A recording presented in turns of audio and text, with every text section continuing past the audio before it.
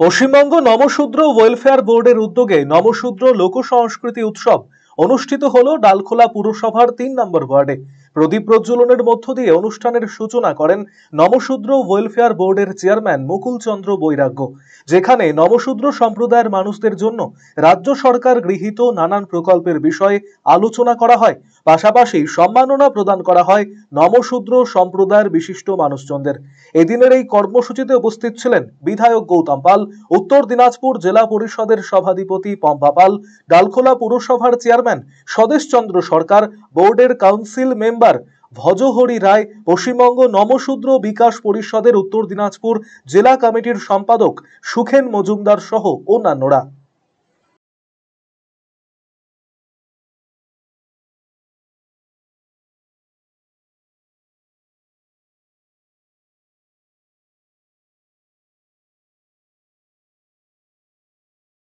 উৎসবের মাধ্যমে যে বার্তাটা দিতে চাই, প্রথম বার্তা হচ্ছে পশ্চিমবঙ্গের নমশূদ্রদের জন্য পশ্চিমবঙ্গ সরকার যে সম্মান প্রদর্শন করছে, সেই সম্মানের প্রদানের জন্য মাননীয় মুখ্যমন্ত্রীকে আমরা নমশূদ্র সমাজ থেকে ধন্যবাদ জানাতে চাই আজকের এই অনুষ্ঠান সফলের জন্য।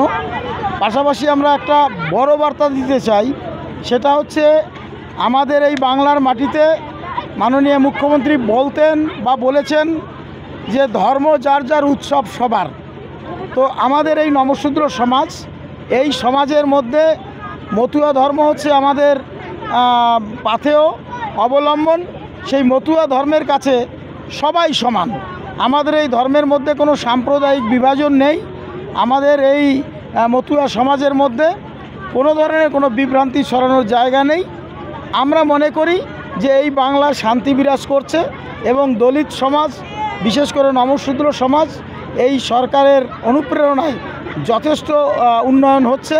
সেই উন্নয়নের যে দিক, আজকে সেই দিকটা এখানে তুলে ধরা হলো এই নমশূদ্র লোক সংস্কৃতি উৎসবের মাধ্যমে।